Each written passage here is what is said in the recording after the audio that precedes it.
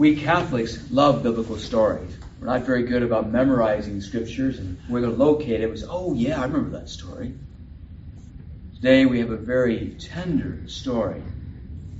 The beauty about the biblical stories is they summarize, or they hold as a container, the deep, most important biblical themes. So here we have three primary themes of hospitality, of mercy, and forgiveness. What I'd like to do today is to unpack for you the cultural background to help us to really get the full impact, the power of the story. This day and time, remember this is a desert people, desert community. They didn't have closed shoes like we do today. Most all of them wore some type of sandals, and there are no paved roads for all intents and purposes. There's a lot of dust and dirt. So there's a certain formality or a certain custom in the way that you greeted people, especially if they were your guests. Okay? And at this day and time, it was very common that wealthy people would regularly have large meals when special guests had been invited. And the way the large houses of rich people were created, they literally would come in off the street. And it'd be like a plaza in the center. So this is the scene, if you can picture it in your mind, and how this woman, who was uninvited, came to be here at this banquet, this meal. So notice, Jesus is very aware of what's going on. All he needs to do is to read the body language of Simon, but obviously he also has a sense of the human heart. And so what's so powerful is Simon does not give Jesus the normal greeting of hospitality.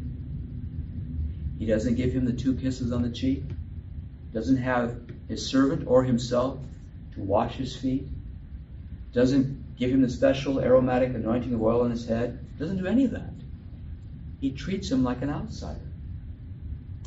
And this woman, because of her great awareness and what she's experiencing, and recognizing through his message that she's heard, that she's forgiven, gives him more than that. But she feels so unworthy, she doesn't do it to the appropriate parts of his body, but rather to the lowest part of his body, the dirty, smelly, unwashed feet. That she is so deeply touched by what's been given to her. To me, this is the thing that hits me hard, is that she is known in the city as being a public sinner, whatever that means. She's known to be a public sinner. And this is what Simon is judging her for. But Jesus has the last word. Is that yes, she's a public sinner, but Simon has a greater sin. He's a private sinner. He has judged this woman harshly, needlessly. Simon has broken the normal cultural gift of how you greet guests at your table.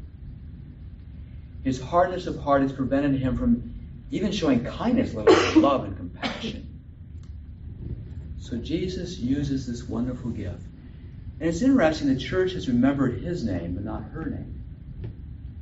Maybe that's to remind us that there are many blameless people who come into our lives, showing us the very things we'd hope would be showing us, that we expect from our family and our friends and co-workers. Today, as we come to this Eucharist, we come recognizing that Christ has offered us more than just hospitality, more than just mercy and forgiveness. He's offered us his very self as nourishment for the journey, so that we too may recognize we are to be ministers of hospitality, mercy, forgiveness, and nourishment to others in all that we do.